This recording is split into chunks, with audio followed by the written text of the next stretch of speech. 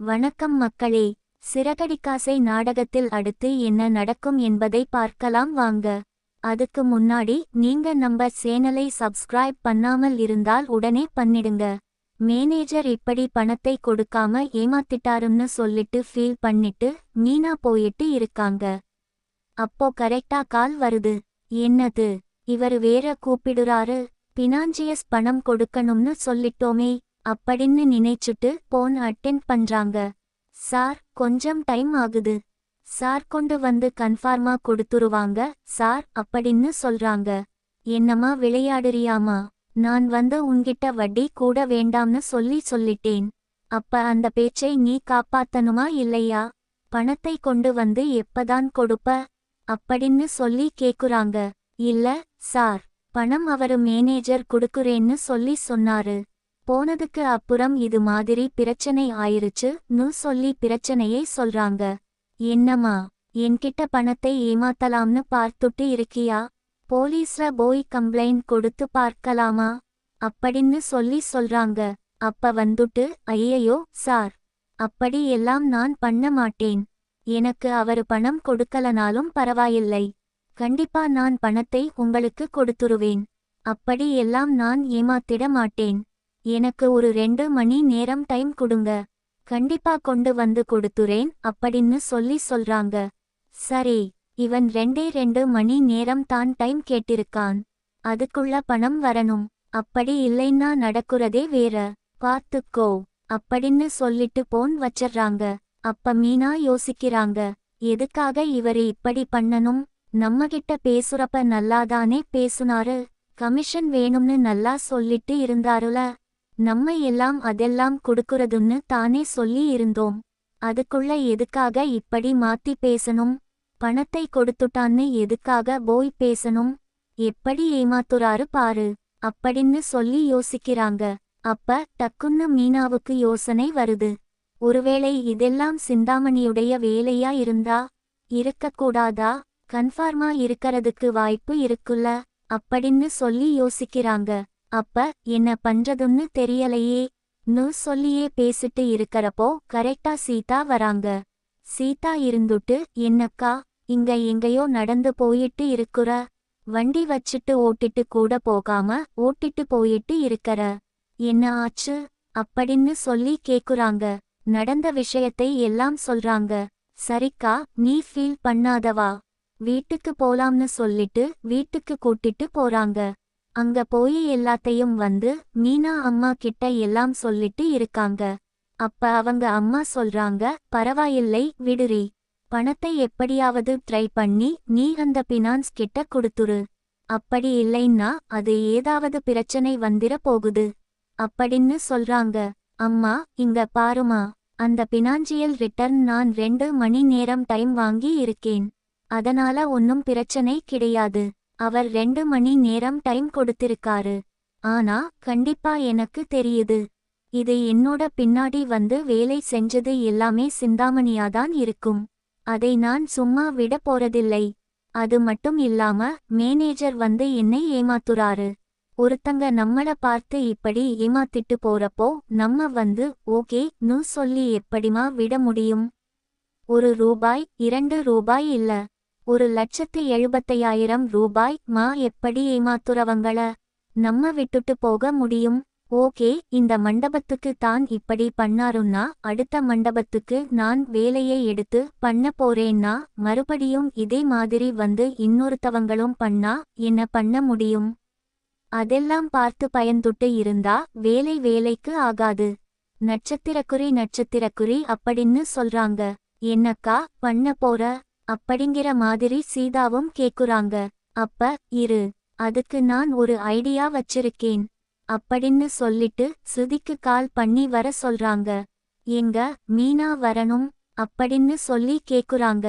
நீங்க நான் சொல்ற இடத்துக்கு வாங்கன்னு சொல்லிட்டு வர சொல்றாங்க. அங்க வந்த உடனே, இங்க பாருங்க, நான் ஒன்னு சொல்லுவேன், அதே போல நீங்க எனக்கு பண்ணி கொடுக்கணும் அப்படின்னு சொல்றாங்க. என்ன மீனா, சொல்லுங்க அப்படின்னு சொல்லி கேக்குறாங்க. இல்ல, அவங்க பணத்தை ஏமாத்திட்டாங்க.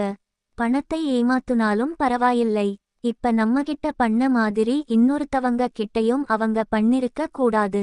இல்ல, இதுக்கு முழுக்க முழுக்க காரணம் அந்த சிந்தாமணியா தான் இருக்கும். கண்டிப்பா எனக்கு நல்லாவே தெரியும். அந்த அம்மாதான் இந்த வேலையெல்லாம் பண்ணிருக்கணும் அப்படின்னு சொல்றாங்க. இப்ப என்ன பண்ணலாம்? நீங்க சொல்ற மாதிரி அவங்களை சும்மா விற்ற கூடாது. என்ன ஹெல்ப் வேணா நான் பண்ணி தரேன். சொல்லுங்க அப்படின்னு சொல்றாங்க.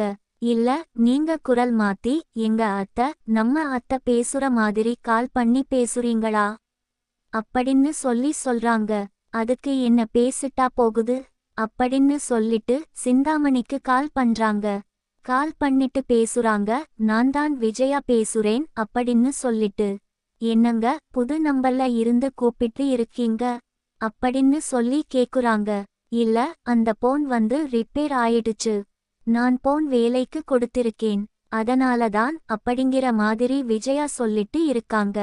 இதை கேட்டு சிந்தாமணி, என்ன உங்க மருமக அப்படின்னு சொல்றாங்க. அந்த பூக்கட்டுற வழியில மருமக சொல்லாதீங்க அப்படிங்கிற மாதிரி சொல்றாங்க. அதே மாதிரி இதை கேட்டு அதுவும் சரிதான். அவ இனிமேல் வந்து மண்டபம் வேலைக்கே வரமாட்டான். இன்னைக்கு நான் துரத்தி அடிச்சதுல அப்படின்னு சொல்றாங்க. என்ன சொல்றீங்க அப்படின்னு கேக்குறாங்க. என்னங்க, நான் அப்படியே சொன்னதை மறந்துட்டீங்களா? அதான் அந்த 2 லட்சம் மீட்டர் பாண்டு 1,75,000 ரூபாய் எல்லாம் நம்ம வேலைதானே. ஏற்கனவே உங்ககிட்ட சொல்லிட்டேன்ல அப்படின்னு சொல்றாங்க. இது எல்லாத்தையும் கரெக்டா ரெக்கார்டும் பண்ணிடுறாங்க. ஆமா, இல்ல, மறந்துட்டேன். ஆனா நீங்க சிந்தாமணி பெரிய ஆளுதான். நீங்க போங்க அப்படின்னு சொல்றாங்க. இதை கேட்டு சிந்தாமணி ரொம்பவே சந்தோஷப்பட்டுட்டு இருக்காங்க. சரிங்க, நான் மறுபடியும் கூப்பிடுறேன். யாரோ கூப்பிடுற மாதிரி இருக்கு அப்படின்னு சொல்லிட்டு போன் கட் பண்ணிடுறாங்க. விஜயா கட் பண்ணதுக்கு அப்புறம் இவங்க விஜயா பேசுன மாதிரி வந்து ஸ்ருதி பேசுனதெல்லாத்தையுமே ரெக்கார்ட் பண்ணத காமிக்கிறாங்க மீனா கிட்ட.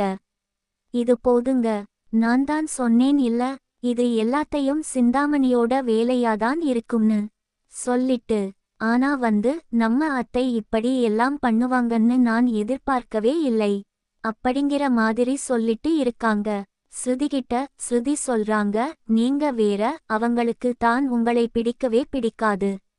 இல்ல, அவங்க எல்லா வேலையும் பண்ணத்தான் செய்வாங்க. ஏற்கனவே கல்யாண மண்டபத்துல போய் நீங்க டெக்கரேட் பண்ண கூடாது அப்படிங்கறதுக்காகத்தானே. உங்களை போகக்கூடாதுங்கிறதுக்காக கை வலிக்குது அதுன்னு எல்லாம் சமாளிச்சாங்க. எதுக்குதான் ஆண்டி இப்படி எல்லாம் பண்றாங்கன்னு எனக்கு ஒண்ணுமே புரியல அப்படிங்கிற மாதிரி ஸ்ருதி சொல்றாங்க. பரவால்ல விடுங்க, இது ஒரு எவிடன்ஸ் போகுது அப்படின்னு சொல்லிட்டு சிந்தாமணி வீட்டுக்கு வாங்க போலாம் அப்படின்னு சொல்லிட்டு நேரடியா அங்க போறாங்க. அங்க போன உடனே, என்ன கண்ணு, ஏதோ மண்டபத்தை பணம் கொடுக்கலையாம்னு விஷயத்தை கேள்விப்பட்டேன் அப்படின்னு சொல்றாங்க. ஒன்னும் தெரியாத மாதிரி பேசாதீங்க. இந்த பிரச்சனை எல்லாத்தையும் ஆரம்பிச்சுட்டது முடிச்சது எல்லாமே நீங்கதானே. இப்ப நீங்க நினைச்ச மாதிரியே எனக்கு பணத்தை கொடுக்காம அந்த மேனேஜர் ஏமாத்திட்டாருல. மேனேஜர் உங்க ஆள் தானே அப்படின்னு சொல்லிட்டு இருக்காங்க. என்னம்மா, ஏதாவது உனக்கு பிரச்சனை? இல்லை, தலையில ஏதாவது மூளைக்கு இது கழண்டு போச்சா அப்படின்னு சொல்றாங்க. எனக்கு இல்ல, உங்களுக்குத்தான். கொஞ்சம் நல்ல மனசு இருந்தா வாழ்க்கை நல்லா இருக்கும். அதை விட்டுட்டு இது மாதிரி எல்லாம் நீங்க பண்ணிட்டு இருக்கீங்க நியாயமா அப்படின்னு பேசிட்டு இருக்காங்க. இங்க பாருமா, எதுவும் தெரியாம நீ பாட்டுக்கு வந்து பேசிட்டு இருக்காத. என் மேல பழி போட்டுட்டு இருக்காத. வேணா, வந்ததுக்கு சாப்பிட்டு கிளம்பு. இனிமேல் இந்த பூ விவரத்தை மட்டும் பாரு. அதை விட்டுட்டு இந்த மண்டபம் டெக்கரேஷன் அப்படி இப்படி எல்லாம் போய் தேவையில்லாம நீ உன்னைய டென்ஷன் ஆக்கிக்காத அப்படின்னு சொல்றாங்க. அப்படிங்களா, ஏதாவது ஒரு நிமிஷம் கேளுங்க அப்படின்னு சொல்லிட்டு ஸ்ருதி ரெக்கார்ட் பண்ணத காமிக்கிறாங்க. என்ன கண்ணு, இதெல்லாம் என் வாய்ஸ் மாதிரி இருக்கு அப்படின்னு. உங்க வாய்ஸ் இல்ல, நீங்க தானே பேசுனீங்க. நீங்க பேசுனது எல்லாத்தையும் ரெக்கார்ட் பண்ணிட்டேன். நீங்க ஒழுங்கா மீனாவுக்கு சேர வேண்டிய அந்த பணத்தை கொடுத்துருங்க. அப்படி இல்லைன்னா இது அப்படியே ஒரு காப்பி டைரக்டா டெய்ஜிக்கு போயிரும். பார்த்துக்கோங்க அப்படின்னு சொல்றாங்க. என்ன மிரட்டுறீங்களா அப்படின்னு சொல்லி கேக்குறாங்க. மிரட்டுறதாவே வச்சுக்கோங்க. இப்படிப்பட்ட ஆளுகிட்ட எல்லாம் நாங்க மிரட்டி தானே பணத்தை வாங்க முடியும். வேற என்ன பண்ண முடியும் அப்படின்னு சொல்லி சொல்றாங்க. என்ன பண்றதுன்னு தெரியாம சிந்தாமணியும் பணத்தை கொடுத்துறாங்க. அப்ப மீனா சொல்றாங்க, நீங்க இனிமே என் வழியில குறுக்கிடாதீங்க. குறுக்கிட்டீங்க